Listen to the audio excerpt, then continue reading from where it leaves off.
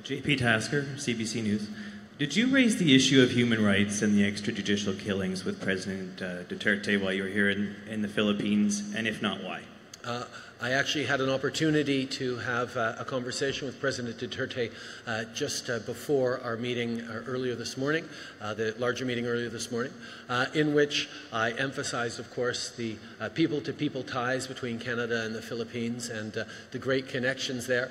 But I also mentioned human rights, the rule of law, and specifically extrajudicial killings as being an issue that Canada is concerned with.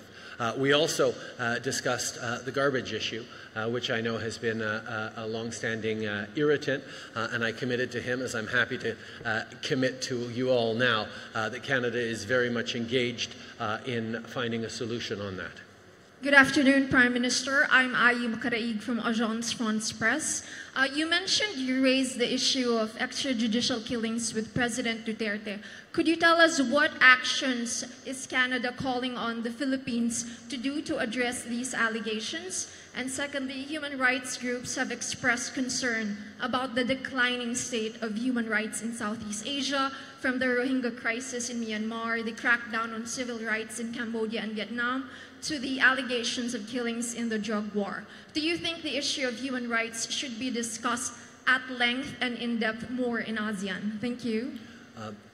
Canada is a country that always brings up human rights issues and strongly engages in line with our values everywhere around the world.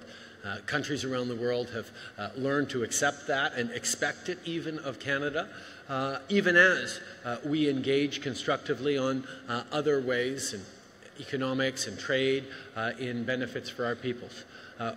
Countries around the world know that when you engage with Canada, you will hear about human rights concerns. And we are the first to mention that we are not perfect either, that Indigenous peoples in Canada have suffered neglect, marginalization, and mistreatment for decades, if not centuries, indeed centuries.